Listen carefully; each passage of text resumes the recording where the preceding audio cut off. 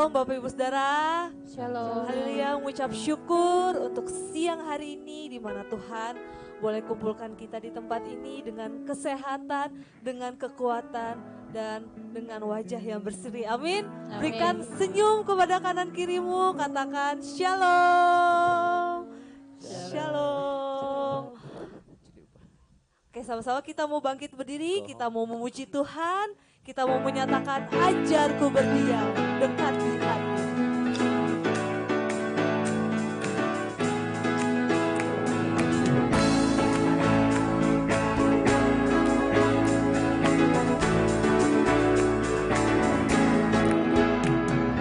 Ajarku berdiam dekat di hatimu.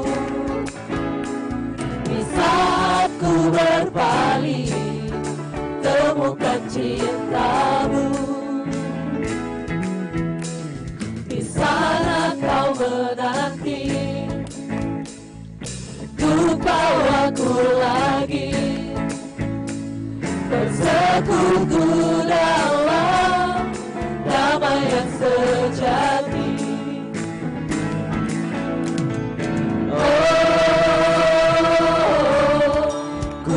Hadirmu, oh inilah rinduku,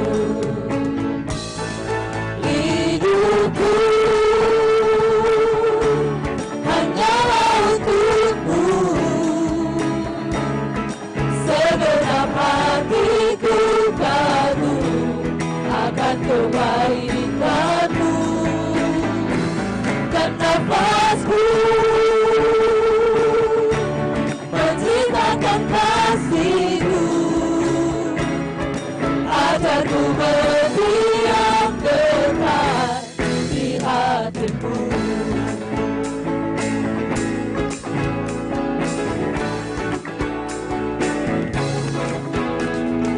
Ajarku berdiam dekat di hati-Mu. Di saat ku berpaling, temukan cinta-Mu. Di sana kau menanti, untuk bawaku lagi, bersekutu dalam damai yang sejati. Bersama-sama kita mau menyatakan, oh, ku dapat hadir-Mu. Oh, inilah rindu-Mu. Hidupku hanya untuk-Mu,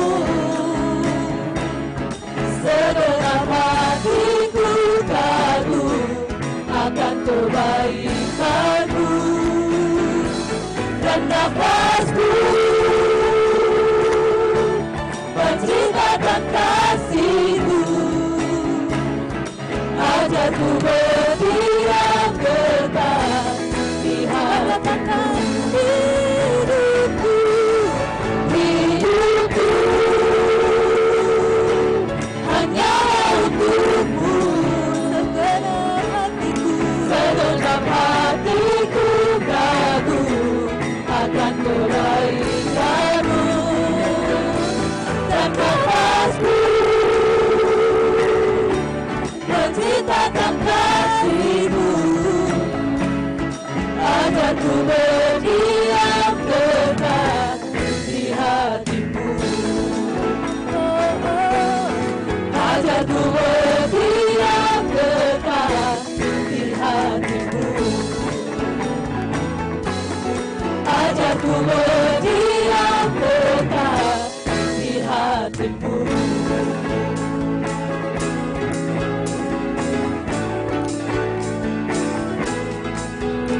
haleluya, kabulkan kemuliaan hanya bagi nama Tuhan.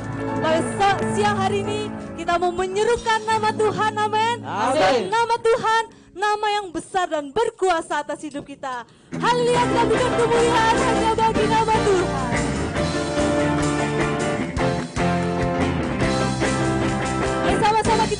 nyanyikan Tuhanku Maha Besar. Tuhanku Maha Besar, Tuhanku Maha Kuasa, Raja segala raja. Dia takkan tergoyahkan, Dia takkan terkalahkan, Dia hidup dan berkuasa. Serukan namanya, Yesus Tuhan Raja, segala kuasa tunduk dalam namanya. Dia luar biasa, perkasa mulia, Yesus berada di atas segala nama. Amin.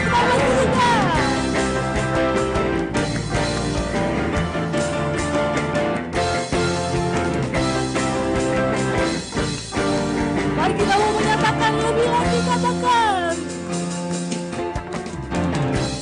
Tuhanku Maha Besar, Tuhanku Maha Kuasa, Raja segala raja.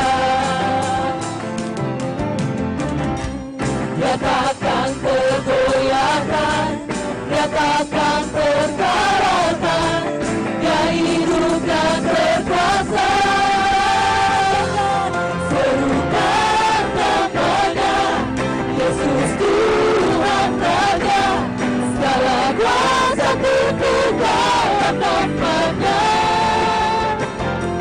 Dia luar biasa, perkasa mulia, Yesus nama di atas segala nama. Serukan namanya, Yesus Tuhan Raja, segala kuasa tunduk dalam namanya. Dia luar biasa, perkasa mulia, Yesus nama di atas segala nama. Yesus nama di atas segala nama. Yesus nama di atas segala nama.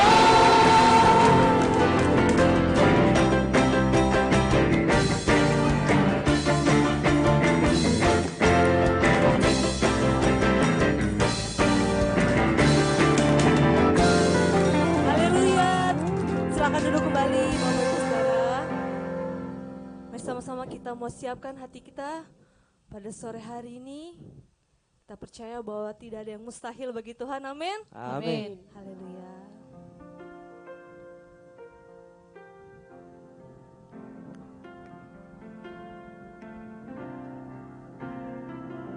Ku kagumi caramu mencintaiku, kau ada di cerita proses hidupku. Di titik terendahku kau hadir untuk mengangkatku. Ku tahu kau tak menyerah akan hidupku. Ku kagumi caramu mencintaiku, kau ada di cerita proses hidupku. Di titik terendahku kau hadir untuk mengangkatku. Ku tahu kau tak menyerah akan hidupku. Tak terbatas kuasamu, tak terduga caramu. Kau yang kuandalkan di setiap langkah hidupku. Tak terbatas kasih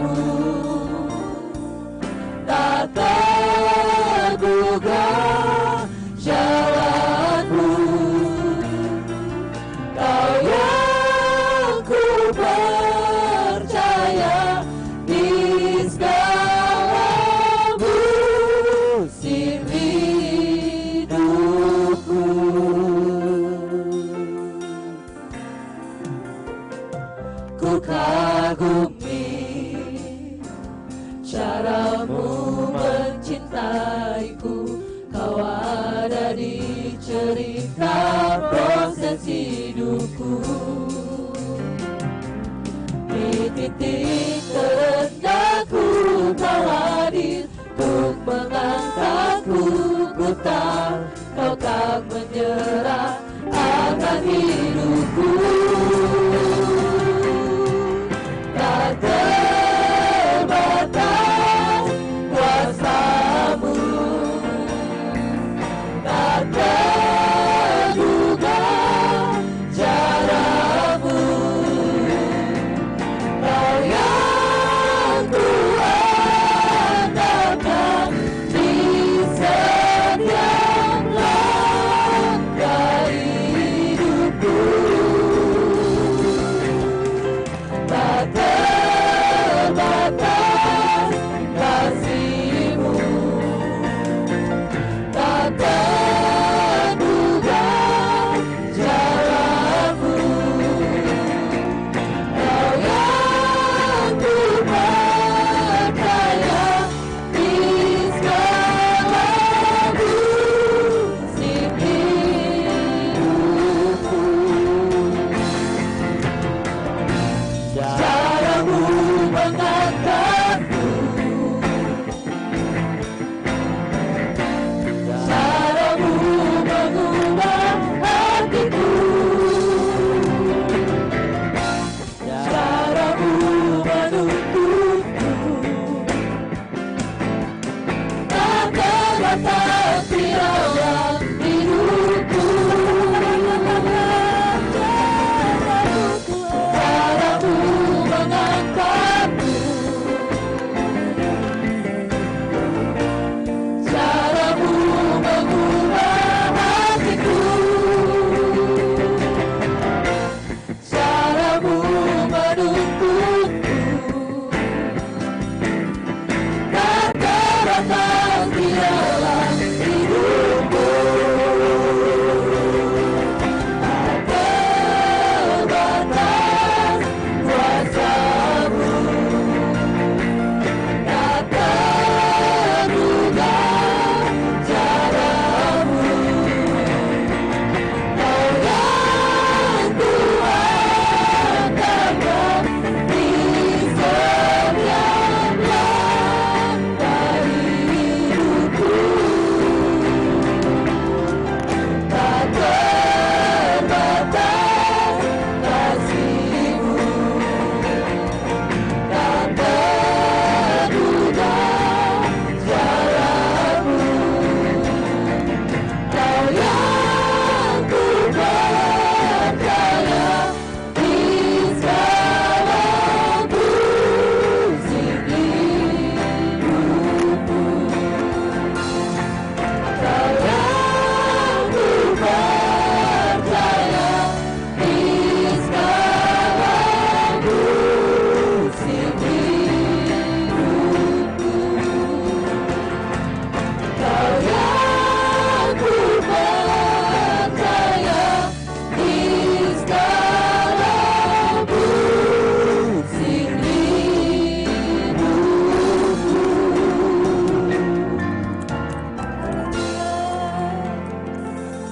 Terima kasih ya Tuhan, kami bersyukur bahwa kami percaya Tuhan kuasa-Mu tidak terbatas di dalam kehidupan kami. Segala sesuatu Tuhan boleh terjadi dalam hidup kami, semua karena anugerah-Mu ya Tuhan. Dan kami percaya pada siang hari ini ya Tuhan, Engkau yang memberkati setiap kami, Engkau yang melawat setiap kami ya Tuhan, Engkau yang memulihkan kami ya Tuhan. Kami percaya hadirat-Mu selalu nyata di dalam kehidupan kami.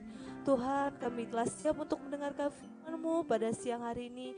Biarlah firman-Mu menjadi rema di dalam hidup kami, yang dapat kami praktekkan Tuhan di dalam kehidupan kami, bukan dengan kekuatan kami, namun karena Roh-Mu ya Tuhan yang memberikan kami kesanggupan untuk kami dapat melakukan firman-Mu. Terima kasih Tuhan, hanya di dalam nama-Mu kami telah berdoa dan mengucap syukur. Haleluya. Amin. Waktu dan tempat saya serahkan kepada Ko Yohanes.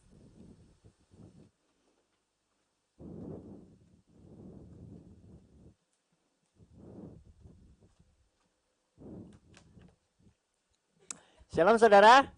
Shalom. Saudara merasa diberkati Tuhan pada siang hari ini? Amin.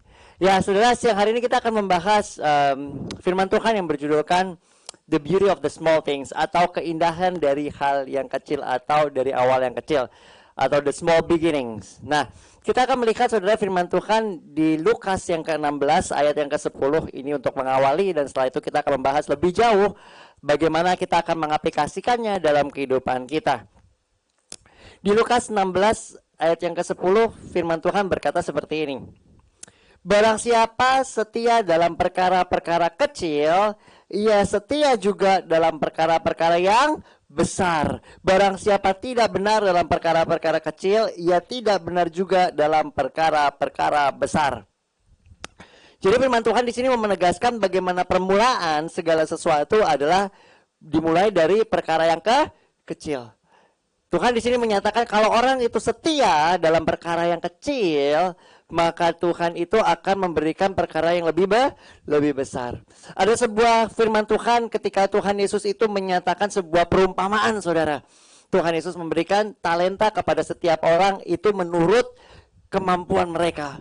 Dan saudara bisa melihat bagaimana orang yang setia mengembangkan talenta yang sudah Tuhan berikan dalam kehidupan mereka. Tuhan bilang apa?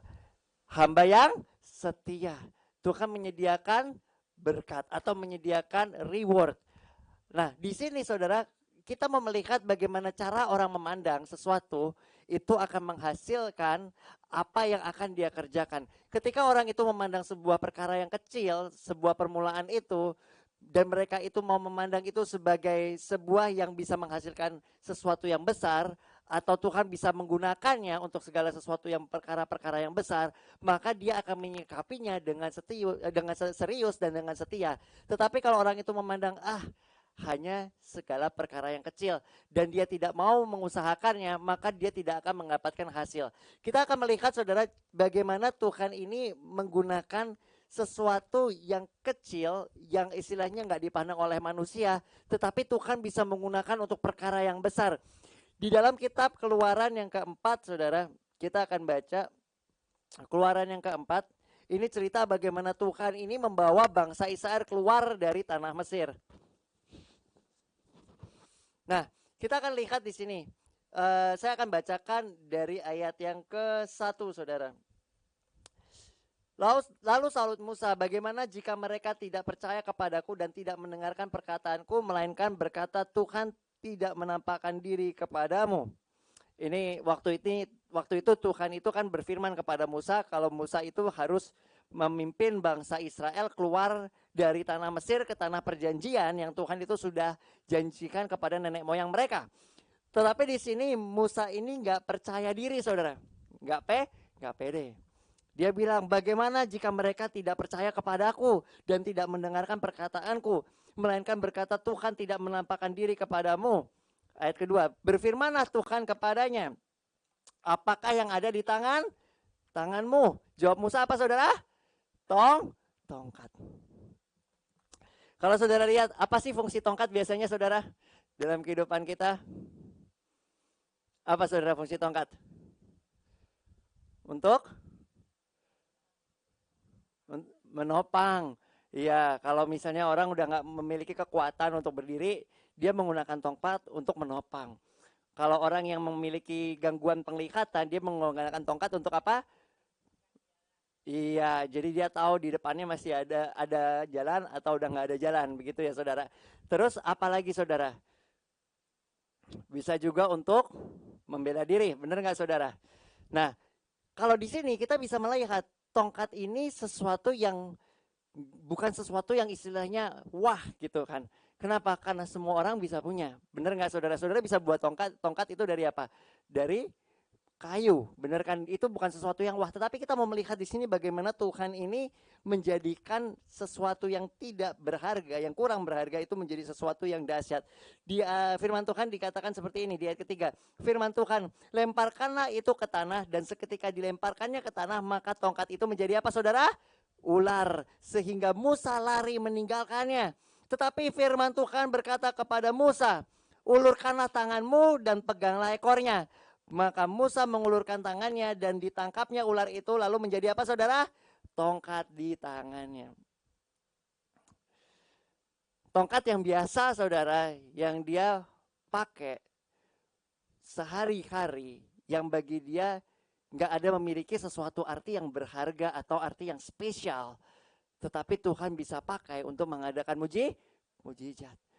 Ketika tongkat itu digunakan dan Tuhan itu menyuruh untuk melemparkan tongkat itu, di firman Tuhan katakan, dan Musa ini memiliki ketaatan, maka apa yang terjadi saudara? Tongkat itu berubah jadi ular. Dan yang selanjutnya saudara kita lihat, dikatakan supaya mereka percaya bahwa Tuhan Allah nenek moyang mereka adalah Allah Abraham, Allah Ishak dan Allah Yakub yang telah menampakkan diri kepadamu. Lagi firman Tuhan kepadanya, masukkanlah tanganmu ke dalam bajumu. Dimasukkanlah tangannya ke dalam bajunya, dan setelah ditariknya keluar, maka tangannya kena kusta putih seputih salju. Sesudah itu firmannya, masukkanlah tanganmu kembali ke dalam bajumu. Musa memasukkan tangannya kembali ke dalam bajunya. Setelah ditariknya keluar, maka tangan itu pulih kembali seperti seluruh badannya. Perkara kecil ya saudara. Siapa sih di sini yang istilahnya kalau kita pakai akal sehat ya saudara. Tuhan bilang masukkan tanganmu. Mau ngapain? Bener gak saudara? Karena tangan akan seperti tangan, gak akan berubah. Saudara masukin tangan ke kantong begini, keluarin tetap gak ada perubahan. Tetapi ketaatan Musa, ketika Musa ini mendengarkan, walaupun hal yang sepele saudara. Permulaan yang kecil yaitu mendengar suara Tuhan dan melakukan. Tuhan di sini gak menyuruh Musa istilahnya melakukan sesuatu hal yang istilahnya tidak mungkin. Hal yang sederhana sekali saudara, memasukkan tangan. Apa yang kita lihat, kesetiaan Musa untuk mendengar dan melakukan suara Tuhan itu menghasilkan perbuatanmu mujizat. Yang selanjutnya saudara kita lihat di ayat yang ke-8 dikatakan, jika mereka tidak percaya kepadamu dan tidak mengindahkan tanda mujizat yang pertama, maka mereka akan percaya kepada tanda mujizat yang kedua. Dan jika mereka tidak juga percaya kepada kedua tanda mujizat ini dan tidak mendengarkan perkataanmu, maka engkau harus mengambil air dari sungai Nil, harus kau curahkan di tanah yang kering. Lalu akan kau ambil itu akan menjadi darah di tanah yang kering itu. Lalu kata Musa kepada Tuhan, ah Tuhan, aku ini apa saudara? Tidak pandai bicara. Dahulu pun tidak, dan sejak engkau berfirman kepada hambamu ini pun tidak, sebab aku berat mulut dan berat lidah. Di sini Musa mulai mengekspresikan apa yang menjadi perasaan dia. Dia merasa apa saudara? Dia nggak mampu. Tuhan sudah kasih unjuk saudara. Yang pertama, tanda yang pertama ular tongkat jadi ular. Tanda yang kedua, tangannya dia. Dan Tuhan kasih janji kalau dia naruh air di tanah, air itu jadi darah. Sampai sebegitunya pun Musa masih merasa tidak mampu. Makanya dia bilang begini sama Tuhan. Dikatakan seperti, ah Tuhan di ayat yang ke-10, aku ini tidak pandai bicara. Dahulu pun tidak, ini gak masalah saudara dari situ, dahulu pun tidak. Tapi setelah itu, dan sejak engkau berfirman kepada hambamu pun tidak. Ini yang jadi masalah saudara. Kalau kata-kata dahulu pun tidak gak masalah. Kenapa? Karena kita semua gak ada yang punya kemampuan. Benar gak saudara? Tetapi setelah Musa melihat bagaimana Tuhan membuat sesuatu yang gak mungkin menjadi mungkin, dia masih gak bisa percaya dan bilang, setelah kamu ngomong sama aku pun, dia bilang apa saudara? Tidak. Makanya saudara bisa lihat di sini, ketika Musa bilang, dahulu pun tidak, sejak engkau berfirman kepada hambamu pun tidak, sebab aku berat mulut dan berat lidah. Tuhan bilang apa di sini di ayat 11? Tetapi Tuhan berfirman kepadanya, siapakah yang membuat lidah manusia? Siapakah yang membuat orang bisu atau tuli? Membuat orang melihat atau buta? Bukankah aku, yakni Tuhan? Sebab itu pergilah dan aku akan menyertai lidahmu dan mengajar engkau apa yang harus engkau katakan. Jadi di sini Musa ini quote unquote ngedil saudara sama Tuhan. Udahlah Tuhan, jangan aku karena aku ini berat lidah. Artinya aku nih gak suka bicara. Dia bukan tipe orang yang istilahnya senang untuk berbicara, dan dia dikatakan di sini dikatakan sebab aku berat mulut dan berat lidah. Dan reaksi Tuhan apa saudara? Tuhan ini mengkonfrontasi apa yang menjadi statementnya Musa. Tuhan bilang apa saudara? Bukankah aku yang menciptakan? Di sini Tuhan menyadarkan pentingnya Musa untuk mengetahui bahwa kemampuan itu berasal dari siapa? Tuhan. Tuhan bilang, bukankah aku yang menciptakan? Siapakah yang membuat lidah manusia? Siapakah yang membuat orang itu bisa bisu atau tuli? Artinya siapakah orang yang bisa memberikan kemampuan untuk seseorang itu berbicara? Firman Tuhan menyatakan bahwa akulah Tuhan yang melakukannya itu. Dan ayat 13, tetapi Musa berkata, ah Tuhan, utuslah kiranya siapa saja yang patut kau utus. Musa masih ngeyel saudara. Udah dikasih tahu gitu pun, ya udahlah Tuhan, yang lain aja kasarnya. Utuslah siapa aja yang kiranya patut kau utus. Kata-kata patut kau utus berarti istilahnya mengidentifikasikan bahwa dia nggak rasa patut. Benar nggak saudara? Utuslah siapa aja sih yang patut, tapi bukan aku. Nah, di sini saudara bisa lihat reaksi Tuhan. Maka bangkitlah murka Tuhan terhadap Musa. Ia berfirman, bukankah di situ ada Harun orang Lewi itu kakakmu? Aku tahu bahwa ia pandai bicara, lagi pula ia telah berangkat menjumpai engkau. Dan apabila ia melihat engkau, ia akan bersukacita dalam hatinya. Maka engkau harus berbicara kepadanya dan menaruh perkataan itu ke dalam mulutnya. Aku akan menyertai lidahmu dan lidahnya dan mengajarkan kepadamu apa yang harus kamu lakukan. Ia harus berbicara bagimu kepada bangsa itu, dengan demikian ia akan menjadi penyambung lidahmu dan engkau menjadi seperti Allah baginya. Dan bawalah tongkat ini di tanganmu yang harus kau pakai untuk membuat tanda-tanda mujizat. Saudara bisa lihat di sini bagaimana Tuhan ini istilahnya sudah menunjukkan banyak tanda heran dan mujizat. Tetapi Musa ini masih tidak bisa mempercayai bahwa Tuhan bisa menggunakan kehidupannya. Benar ya saudara ya? Kenapa? Karena dia yang pertama ngerasa dia gak punya kemampuan. Saya gak pandai bicara. Saya berat lidah, berat mulut. Yang kedua dia merasa apa saudara? Dia merasa gak layak. Atas pilihan Tuhan dalam kehidupan dia, di antara semua orang yang Tuhan bisa pilih pada zaman itu, Tuhan pilih siapa saudara? Musa. Hal yang kecil saudara, yang bagi dia, aduh, kenapa kok harus saya? Dia gak mempercaya pilihan Tuhan dalam kehidupan dia. Mungkin saudara di sini ada yang istilahnya pernah berpikir seperti itu. Ketika Tuhan berkata sesuatu gitu ya, menyatakan keinginannya untuk memakai kehidupan saudara, saudara berkata, kenapa harus saya? Ada pernah yang kayak gitu saudara? Nggak ada ya saudara? Puji Tuhan, berarti di sini semua orang yang taat ya. Ada mungkin saudara, ada saudara yang berpikir, bukankah saya orang yang nggak mampu? Di sini firman Tuhan mau mengingatkan kepada kita, bagaimana kemampuan itu siapa yang memberikan? Tuhan.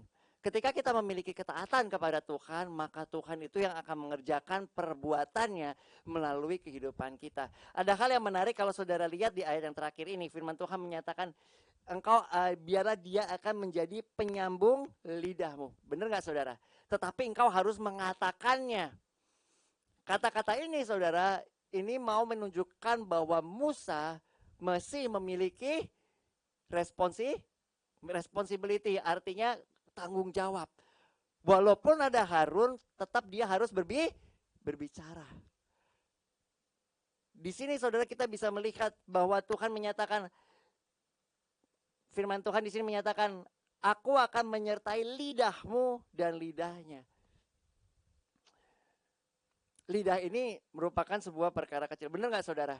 Dari bagian seluruh tubuh ini, lidah ini masuk yang kecil. Makanya ada saudara pepatah berkatakan lidah tak bertulah. Tetapi saudara bisa lihat firman Tuhan menyatakan hidup dan mati dikuasai oleh lidah. Siapa yang menggemakannya dia akan memakan buahnya. Hal yang terakhir saudara, yang mau kita lihat, kalau saudara masih ingat peristiwa bagaimana Tuhan Yesus itu mengutuk pohon ara. Masih ingat saudara? Dan Tuhan Yesus berkata apa saudara? Tuhan Yesus berkata apa? Kalau kamu memiliki iman sebesar biji sesawi saja. Siapa yang pernah lihat biji sesawi, saudara? Kecil ya? Sama biji salak gedean mana? Biji salak ya. Tapi Tuhan nggak bilang ya, kalau kamu memiliki iman sebesar biji salak, tapi biji sesawi. Hal yang kecil, saudara. Yang di mata orang, apaan sih itu? Tapi firman Tuhan bilang, kalau kamu memiliki iman sebesar biji sesawi saja, kamu bisa mengatakan kepada gunung ini, pindah, dan gunung itu akan dipindahkan. Menarik ya, Tuhan Yesus bilang, kamu mengatakan. Apa yang tadi di sini di firman Tuhan bilang di kitab, di firman Tuhan di dalam kitab Keluaran ini. Kamu harus mengatakan, aku akan menyertai lidahmu. Dan kalau saudara lihat bagaimana firman Tuhan di dalam Kisah Para Rasul 1 ayat yang ke-8, Tuhan Yesus ini menyatakan hal yang sama, saudara. Saudara bisa melihat bagaimana cara Allah itu memanggil Musa, itu menggambarkan bagaimana dia memanggil murid-muridnya. Kalau saudara lihat latar belakang dari murid-murid Tuhan Yesus, kita ambil contoh satu aja lah, Petrus, saudara. Siapa sih Petrus itu sebelum Tuhan Yesus panggil? Seorang nelayan. Dan latar belakang dari mereka itu rata-rata itu tidak berpendidikan. Makanya kalau saudara baca di Kisah Para Rasul 2, ketika mereka itu berbicara dalam bahasa roh dan Roh Kudus itu mengubah bahasa mereka menjadi bahasa yang dimengerti oleh orang-orang di sekitar mereka, mereka bingung. Mereka berbicara apa, saudara? Bukankah mereka ini orang Galilea? Bukankah mereka ini orang tidak berpendidikan? Bagaimana mereka bisa berbicara dalam bahasa kita, menyatakan soal perbuatan Allah yang besar dalam bahasa yang kita mengerti atau daerah asal kita. Saudara bisa lihat di sini ada 3 hal yang kita lihat. Yang pertama, bagaimana Tuhan memakai hal yang kecil. Tuhan memilih hal yang kecil, orang-orang yang kecil. Orang yang tidak berpendidikan Tuhan pilih. Dan kalau saudara lihat bagaimana setelah mereka diperlengkapi dengan roh Tuhan, di dalam kitab Kisah Para Rasul, mereka menjadi apa, saudara? Saksi. Hal yang sama, saudara, sama seperti bagaimana Tuhan ini memanggil Musa. Ketika Tuhan memanggil Musa, Tuhan menyuruh Musa untuk menyaksikan kebesaran Tuhan. Melalui hal apa, saudara? Hal yang kecil. Apa? Tongkat. Masih ingat, saudara, mengenai peristiwa bagaimana Daud itu mengalahkan orang Filistin. Apa sih yang dipakai Daud, saudara? Batu yang kecil. Tetapi di tangan Tuhan, batu itu bisa digunakan untuk mengalahkan hal yang besar. Siapa, saudara? Goliat.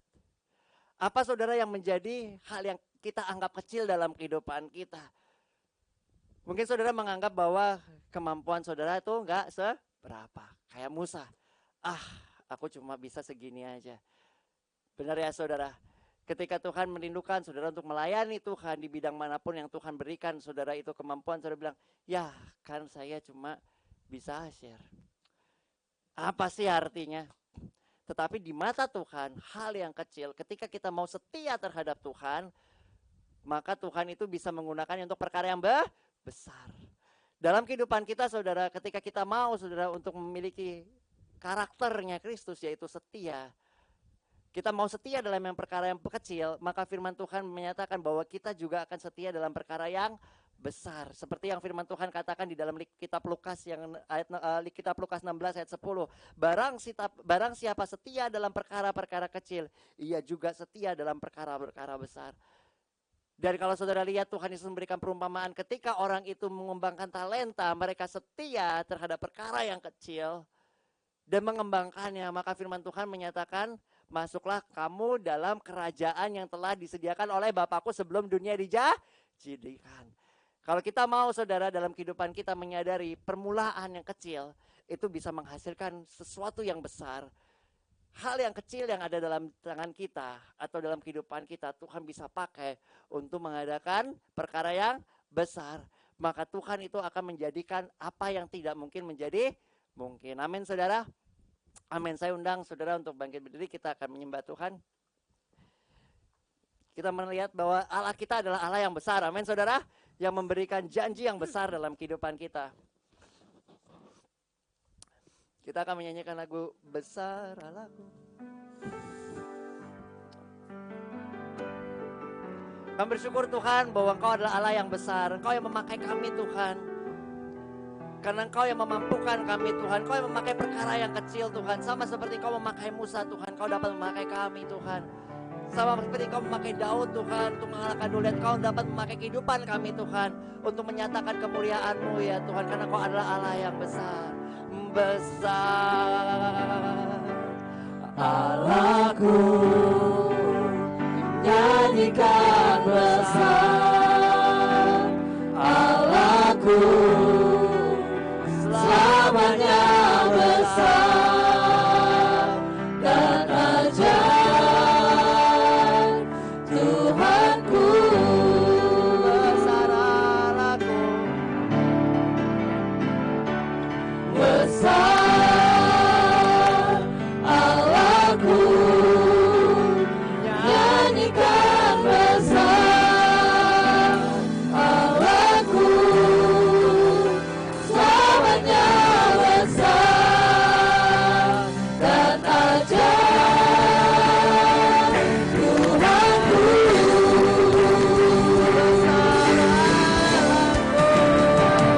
Besar Allahku, nyanyikan besar